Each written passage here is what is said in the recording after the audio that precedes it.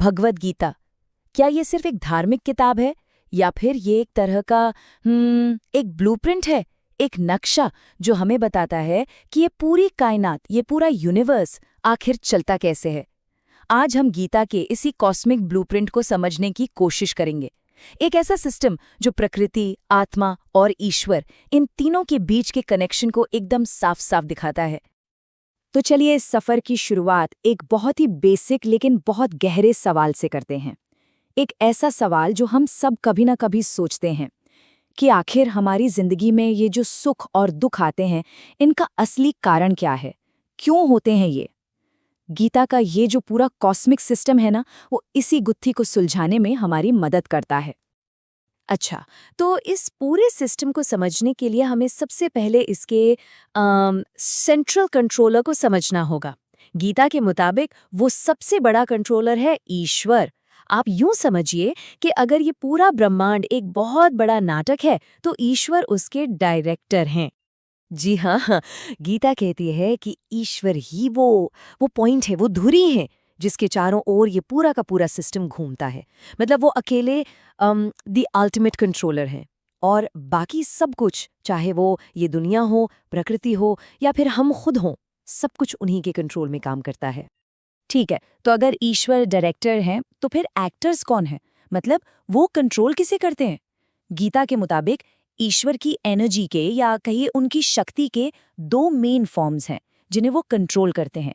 एक है ये फिजिकल वर्ल्ड, जिसे कहते हैं भौतिक प्रकृति, और दूसरी है हम सब, यानी कि जीव। तो चलिए पहले बात करते हैं अपरा प्रकृति की। ये फैंसी शब्द लग सकता है, पर इसका मतलब है हमारी ये फिजिकल दुनिया, मटेरियल नेचर। गीता कहती है कि ये जो दुनिया है, ये ईश्वर के अधीन है। मतलब ये उन्हीं की एनर्जी का एक एक्सटेंशन है और पूरी तरह से उन्हीं के कंट्रोल में काम करती है।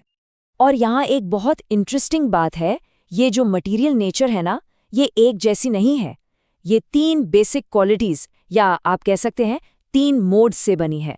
सतोगुण यानी गुडनेस और पीस, रजोगुण यानी पैशन और एक्टिविटी, और तमोगुण यानी इग्नोरेंस और इनर्शिया। और कमाल की बात यह है कि हमारे आसपास की हर चीज, यहाँ तक कि हमारी फीलिंग्स भी इन्हीं तीन गुणों के अलग अलग कॉम्बिनेशन का रिजल्ट होती हैं। अब ये आइडिया जरा गहरा है, इसे समझिए। इसका मतलब ये हुआ कि हम अपने आसपास जो भी चीजें देखते हैं, जैसे बादल बनते हैं फिर बिखर जाते हैं, ये सब टेम्पररी फॉर्म्स हैं, ये आते जाते रहते हैं। लेकिन इनके पीछे जो ओरिजिनल एनर्जी है, जो मूल प्रकृति है, वो हमेशा रहती है, वो इटर्नल है। तो चलिए अब इन दोनों नेचर को साइड बाय साइड रखकर देखते हैं।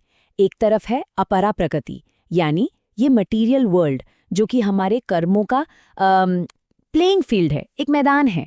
और दूसरी तरफ है परा प्रकृति, यानी हम, जीव। और यहीं पर सबसे बड़ा डिफरेंस आता है।